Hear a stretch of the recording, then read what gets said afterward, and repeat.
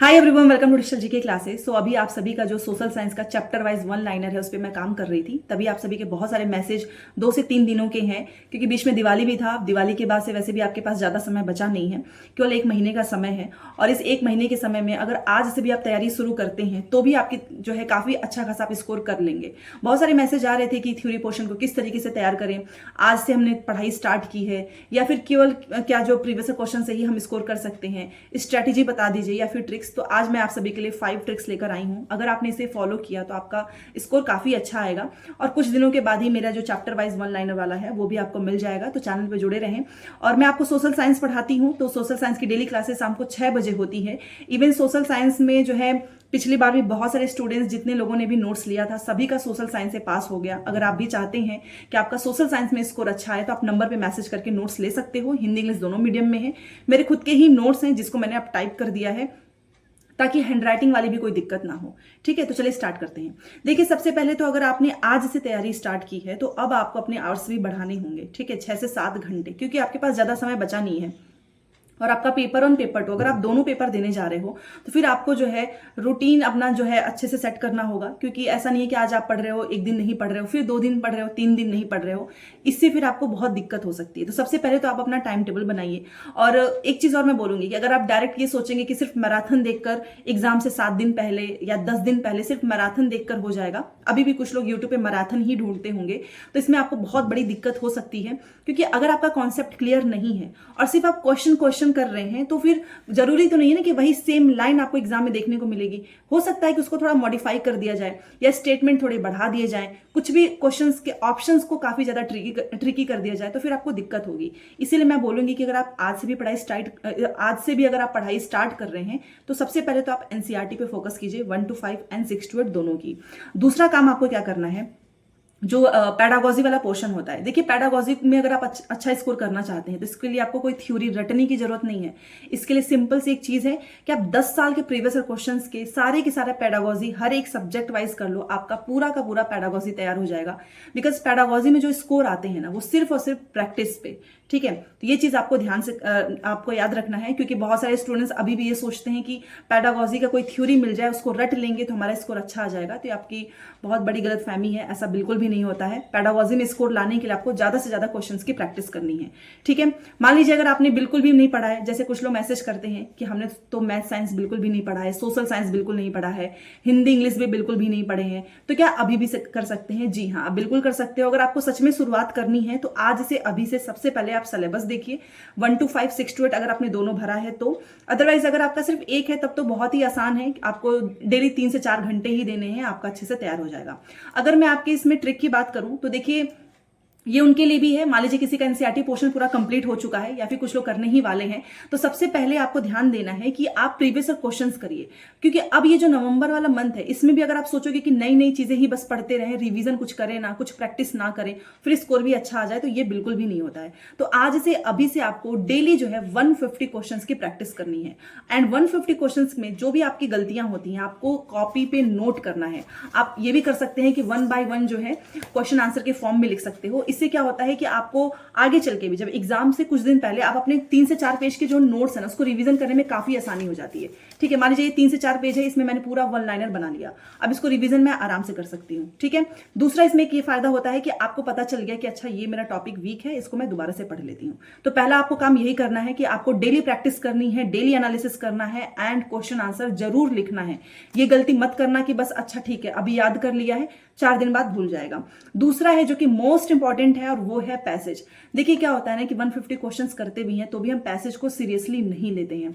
आपको पैसेज को अच्छे से करना है। हिंदी इंग्लिश संस्कृत जो भी आपका लैंग्वेज है, अगर आपने पैसेज की प्रैक्टिस अच्छे से की है तो आपका स्कोर काफी अच्छा आएगा। क्योंकि आप देखिएगा लोग पैडागोजी कर लेते हैं जितने भी स्टूडेंट्स हैं, बट वो पैसेज में काफी कम स्कोर करते हैं। एंड ये भी एक रीजन हो जाता है जिससे कि आपका पेपर नहीं निकलता है। पैसेज को किस तरीके से करना है उसकी ट्रिक वाली वीडियो मैं लेकर आऊंगी।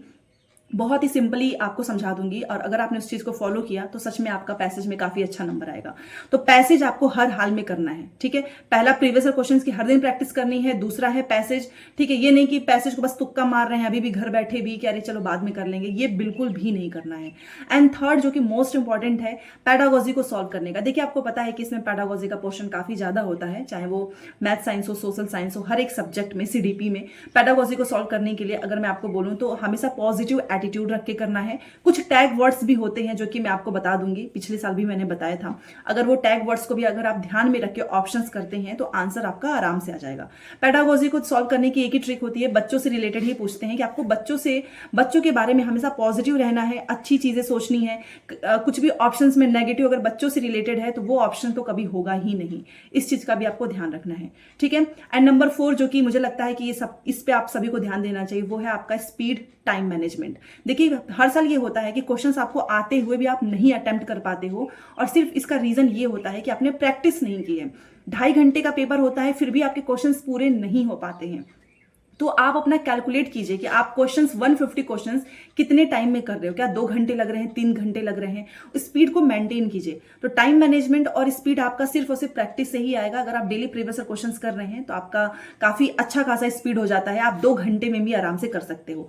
एंड 5th जो कि ओमार सीट पे आपका पेपर होने जा रहा है, तो बहुत सारे स्टूडेंट्स पहली बार देने जाते हैं ऑफलाइन, तो आप प्लीज एक बार बबल्स वगैरह जो ओमार वगैरह है उस पर फिल करके जरूर देखें। देखिए ये भी एक आपका स्ट्रेटेजी का ही पोर्शन है, क्योंकि सब कुछ आते हुए भी अगर आप ओमार सीट को नहीं फिल कर पा रहे हैं, वहां पर आपको समझ में नहीं आ रहा है कि किस तरीके से करना है। प्रैक्टिस एक बार आपको जरूर करनी चाहिए। अगर आप पहली बार ओमार सीट पे जो है एग्जाम देने जा रहे हैं, आराम से मिल जाएगा। आजकल तो बहुत आराम से आप इवन प्रिंट भी इसका निकाल के कर सकते हो। एक बार देख लेना कि रोल नंबर वगैरह कैसे है, और उस पे क्योंकि देखिए ऑनलाइन और ऑफलाइन दोनों करने में बहुत डिफरेंस होता है। ऑनलाइन में सिर्फ आपको जो है बटन दबाने हैं माउस से, बट ऑफलाइन में आपको क्वेश्चन सेलेक्ट करके ऑप्शंस में बबल बनाना है, तो उसमें भी आपका टाइम जाता है, तो उसको भी आपको कैलकुलेट करना होगा। और ये जो चीजें मैं आपको बता रही हूँ, अगर आपने सच में इस पे काम कर लिया कि ऑफलाइन में भी आपकी स्पीड जो है मेंटेन है काफी अच्छे से, आप पैडागोजी अच्छे से सॉल्व कर पा रहे हैं, आप प्रीवियस क्वेश्चंस की एनालिसिस अच्छे से कर रहे हैं, आप टाइम मैनेजमेंट स्पीड पे ध्यान दे रहे हो, डेली जो भी प्रीवियस क्वेश्चंस में गलतियां हो रही हैं आप उसे लिख रहे हैं, अगर ये सारी चीजें आप करते हो, ये छोटी छोटी चीजें हैं, मे बी आपको पता हो, बट फिर भी अगर आपने नहीं किया है स्टार्ट, तो प्लीज आज से जरूर स्टार्ट करें। आपको सच में इसमें काफी अच्छा रिजल्ट देखने को मिलेगा। एंड जो लोग भी पूछते हैं कि स्कोर किस तरीके से इंप्रूव होगा, स्कोर इंप्रूव करने का यही तरीका है, अपनी गलतियों पे काम करते जाइए, आपका स्कोर अपने आप बढ़ता जाएगा। अगर आप अपनी गलती को नहीं पहचान पा रहे हैं तो एक बार 2 से 2.5 घंटे का समय लगाइए, आराम से एनालिसिस अच्छे से कीजिए। सीडीपी हो गया, ईवीएस हो गया, मैथ्स हो गया, मैथ साइंस हो गया, सोशल साइंस हो गया, इन सभी के टॉपिक वाइज आपको गलतियों को समझना होगा कि आखिर में कौन सा चैप्टर है सोशल साइंस का या फिर मैथ साइंस का जिसमें आपके स्कोर नहीं बढ़ रहे हैं, ठीक है। बार बार आप गलत कर रहे हो, इट मीन्स कि आपको उस टॉपिक्स को फिर से दोबारा से अच्छे से पढ़ने की जरूरत है। और आपको तो पता ही है कि जो भी चीजें हैं आपके पास, मान लीजिए आपने थोड़ा ही पढ़ा है, बट एटलीस्ट आप उसको अच्छे से रिवाइज करो। ऐसा ना हो कि उसमें से जो आपने, ऐसा होता है कि आपने कॉपी में जो सेम लाइन लिखी है और वो एग्जाम में पूछ लिया जाता है और आपको आंसर नहीं पता होता और आपने कॉपी में लिखी है। ये ऐसा क्यों हुआ है? क्योंकि आपने रिवीजन अच्छे से नहीं किया है, ठीक है। एंड दूसरा जो है किस तरीके से सॉल्व करना है पैडागोजी को, उसकी कुछ ट्रिक्स हैं, वो हम क्वेश्चन आंसर के साथ देखेंगे ताकि आपको अच्छे से समझ में आ जाए। उसकी एक वीडियो आ जाएंगे और एक पैसेज की है। बाकी आप लोग मुझे बताइएगा कि आपको इससे कितनी हेल्प मिली है। एंड सोशल साइंस की डेली क्लासेस होती हैं शाम को 6 बजे। अगर आप चाहें तो चैनल को सब्सक्राइब करके डेली शाम को 6 बजे आधे घंटे की क्लास है जिसमें हम theory portion and previous question वो अच्छे से कर लेंगे। सोशल साइंस की पूरी रिस्पॉन्सिबिलिटी मेरी है। अगर आप सच में स्कोर अच्छा करना चाहते हैं तो बस आपको आधे घंटे का समय देना है। इवन आपके पास नोट्स भी है, जो मेरा वाला खुद का नोट्स है, अगर आप वो भी डेली पढ़ते हो तो भी आप बहुत अच्छा स्कोर करोगे, क्योंकि उस नोट्स में मैंने हर एक इंपॉर्टेंट चीजें रखी हुई हैं जो कि एग्जाम में पूछा जाता है, ठीक है। तो चलिए मिलते हैं नेक्स्ट क्लास में। बाकी जो भी डाउट्स हो प्लीज मुझे कमेंट सेक्शन में बताएं। और बहुत सारे लोग व्हाट्सएप पे भी मैसेज करते हैं, उनको वहां पर भी जितना हो सकता है उतना रिप्लाई मिल जाता है, बट कमेंट सेक्शन में भी अगर आपके डाउट्स होंगे तो उनके भी रिप्लाई आपको आराम से मिल जाएंगे। मिलते हैं नेक्स्ट क्लास में। Thanks for watching.